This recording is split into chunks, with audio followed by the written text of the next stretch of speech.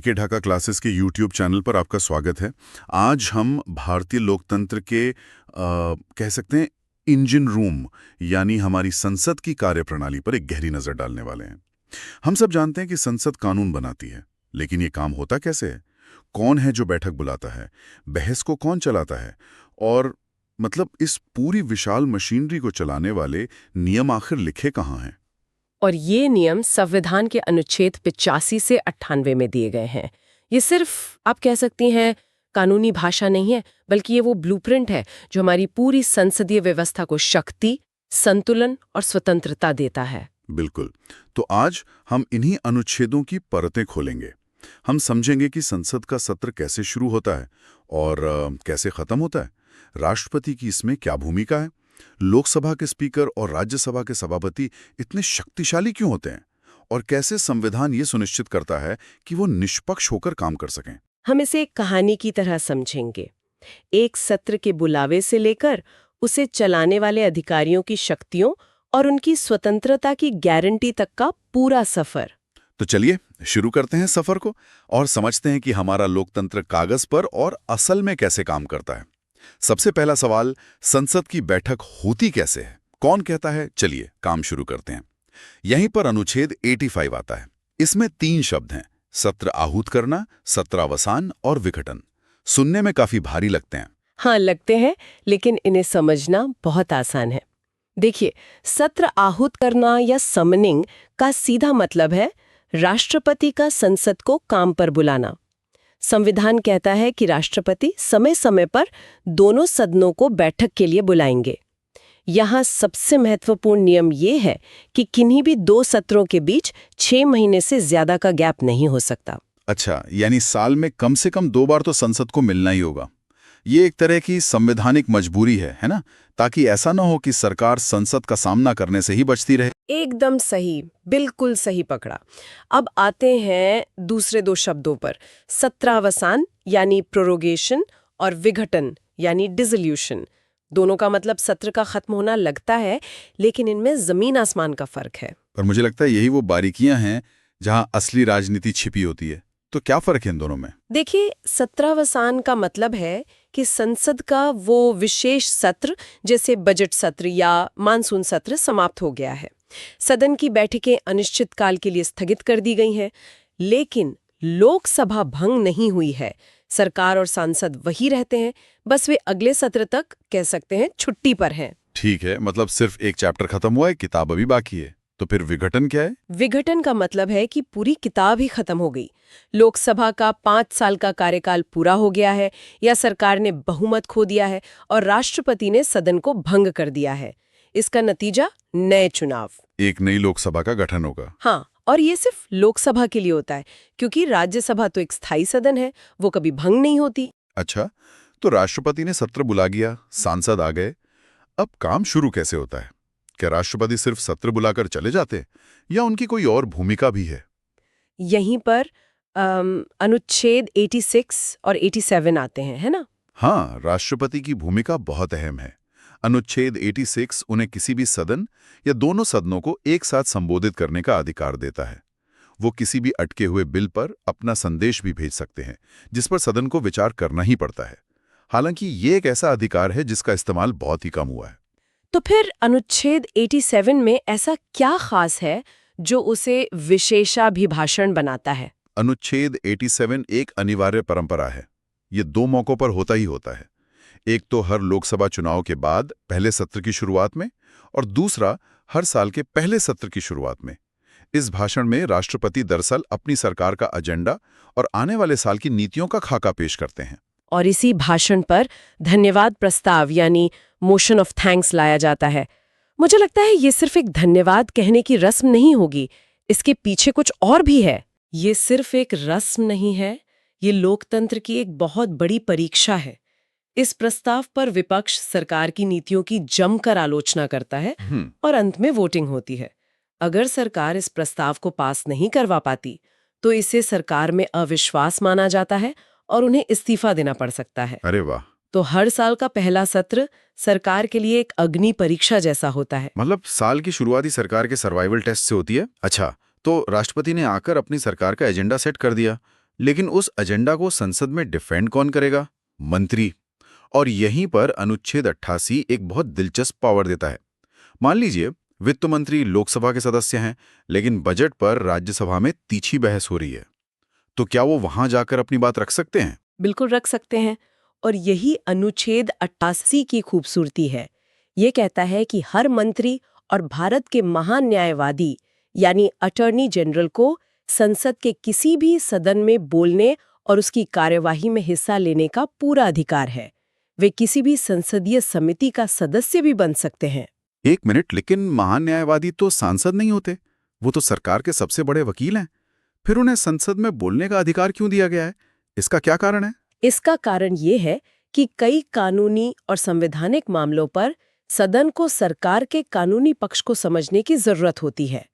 महान न्यायवादी वहां सरकार का कानूनी दृष्टिकोण रखते हैं, लेकिन एक शर्त है, मंत्री वोट सिर्फ उसी सदन में दे सकता है जिसका वो सदस्य है।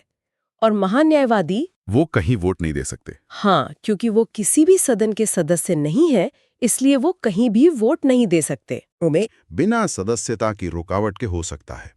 चलिए, अब सत्र चल रहा है, एजेंडा तय हो गया है, लेकिन इस पूरी बहस को नियंत्रित कौन करेगा? सदन का रेफरी कौन है? अब बात करते हैं सदनों के पदाधिकारियों की। पहले राज्यसभा को देखते हैं, अनुच्छेद 90 से 92। राज्यसभा में सभापति तो उपराष्ट्रपति होते हैं, लेकिन उनकी अनुपस्थिति में सदन की कार्यवाही उपसभापति चलाते हैं। अनुच्छेद 90 बताता है कि उपसभापति का पद कैसे खाली हो सकता है।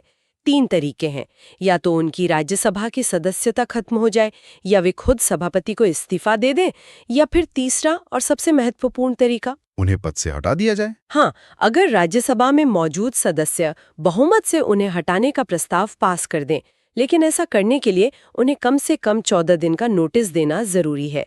ये प्राकृतिक न्याय के सिद्धांत पर आधारित है, ताकि उन्हें भी अपना पक्ष रखने का मौका मिले। और जब उन्हें हटाने का प्रस्ताव चल रहा हो, तब क्या वो कुर्सी पर बैठ सकते हैं? ये तो हितों का टकराव हो जाएगा। संविधान ने इसका भी ध्यान रखा है।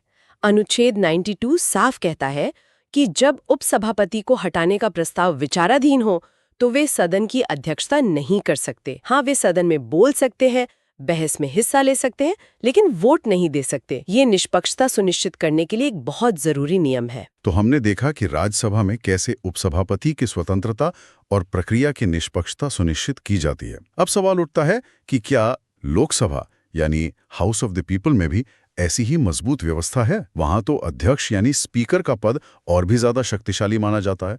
तो चलिए देखते हैं कि अनुच्छेद 93 से 96 उनके बारे में क्या कहते हैं। अनुच्छेद 93 कहता है कि जैसे ही नई लोकसभा बनती है, सदस्य जल्द से जल्द अपने में से ही एक अध्यक्ष यानी स्पीकर और एक उपाध्यक्ष यानी डेप्यूटी स्पीकर चुनते हैं।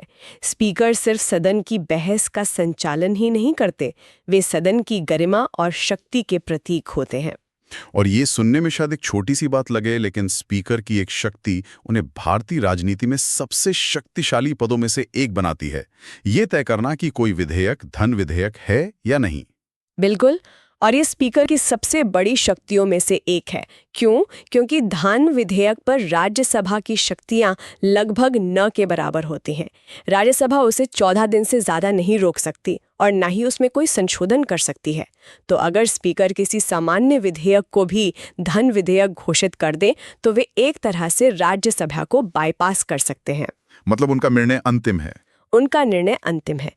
इस शक्ति पर कई बार बड़े विवाद भी हुए हैं और उनके निर्णय को किसी भी अदालत में चुनौती नहीं दी जा सकती। ये तो सचमुच बहुत बड़ी शक्ति है।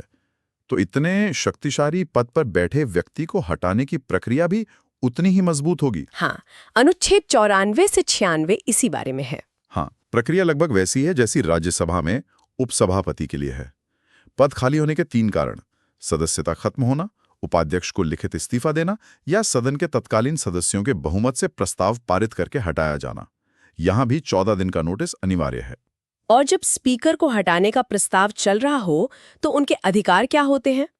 क्या वो भी उपसभापति की तरह वोट नहीं दे सकते? यहां एक बहुत ही दिलचस्प अंतर है जो अक्सर परीक्षाओं में पूछा जाता है। अनुच्छेद 96 के अनुसार जब स्पीकर को हटाने का प्रस्ताव विचाराधीन हो, तो वे अध्यक्षता नहीं कर सकते, लेकिन वे सदन की कार्रवाई में हिस्सा ले सकते हैं और एक सामान्य सदस्य की तरह पहली बार में वोट दे सकते हैं, अच्छा। लेकिन वे अपना निर्णायक मत यानी कास्टिंग वोट नहीं दे सकते, जो वो सामान्य स्थिति में मत बराबर होने पर देते हैं। कर एक सामान्य सांसद की तरह वोट दे सकते हैं। ये बारीकियां ही संविधान को फैसिनेटिंग बनाती हैं।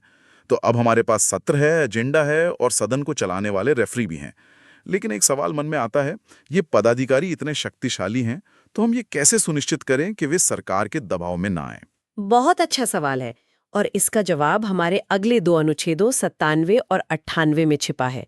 ये स्वतंत्रता और निष्पक्षता की गारंटी हैं। अनुच्छेद 97 सभापति, उपसभापति, अध्यक्ष और उपाध्यक्ष के वेतन और भत्तों के बारे में है।